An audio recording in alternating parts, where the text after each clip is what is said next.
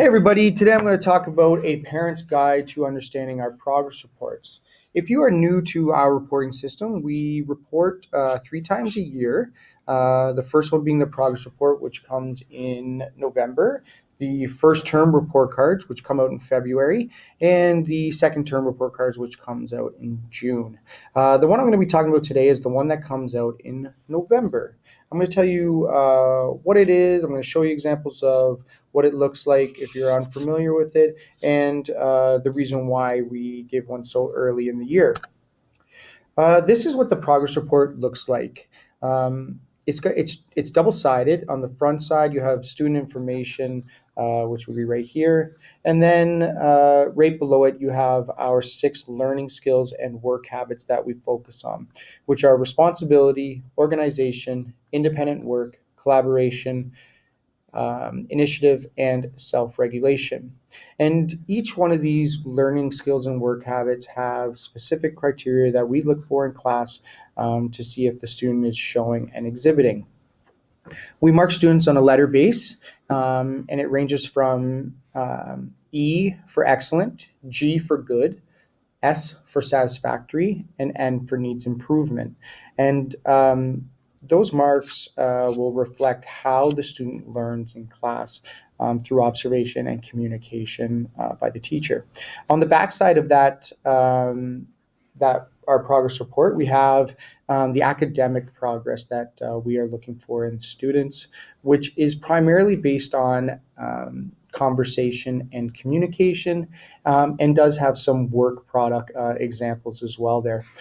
We base it on a progressing with difficulty, progressing well, and progressing very well criteria. And if you look at your daughter or son's report, you'll see it is represented by a check mark in one of those 3 columns. And then on the right side of that report, you'll have your strengths and next steps for improvement based on each of the subject areas. At the bottom of the report card is a really important feedback and question response for the student and parents. So the student is just responding to my best work is and my goal for improvement is, and then ways that the parent or guardian can help to support the students in their learning process. So what's really great about this report card and why we hand it out early in the year? So for our learning skills and work habits, it's fantastic because we can make simple comments and personalize them about the student's progress based on the 6 learning and work habit categories. And then we can give examples of how they are showing that, as well as examples of ways they can improve their mark moving forward. On the backside, it's fantastic too because you get a check mark instead of a grade. We can comment on and focus on the strengths and areas for improvement, and then give concrete examples of things that families can do to boost student achievement at home. So what does this mean? What does progressing with difficulty, progressing well, and progressing very well mean?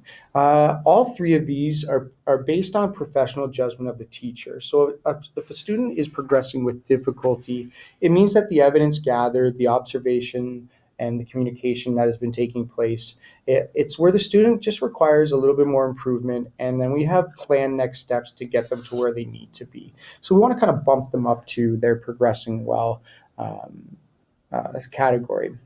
In progressing well, they're doing everything they need to do to meet provincial standards. It's ongoing, it's consistent improvement towards meeting these standards, and we like where students are when they're progressing well. Progressing very well, this is also evidence gathered through observation, communication, and product work samples. It's ongoing, consistent improvement towards the provincial standards, and this work is exceeding that of what the expectations are. Those are the students that go a little bit above and beyond in what they can show. So 3 things that you should know moving forward. So it's important to know that the progressing check marks on the progress report, they do not equate to letter grades of A, B, C, or D. It's a quick snapshot of what the students can do right now. And then we want students to be successful. So we can't evaluate the student's achievement based on the letter grade of the curriculum expectations at this point. We're just getting to know these students. We've formed these great relationships, and now it's time to get the academic stuff. And that's where first term reports come in. So we want to make sure we gather all the evidence to get a wide range scope of what the student can do. And then the third and most important, I would think, is that there are plenty of opportunities for these students to practice the knowledge and skills required to meet these expectations. So we want to give them a lot of time to really master these concepts and strategies and skills so that it reflects on their first term report card. So please remember, we haven't had these wonderful students long, so the progress report is a great representation of the observation and communication we have seen and talked about in our time together. We do reflect on the work samples that they have created, but a updated progress is what we're looking for here. And there's plenty of time for them to show all the wonderful things they can do. I hope this video helps you out. If you want to check out more videos that we've posted, go to www.boyingtechhelp.ca, where we feature videos in different languages and how-to videos on G Suite extensions and amazing apps that the kids love. Hope this helps. Take care.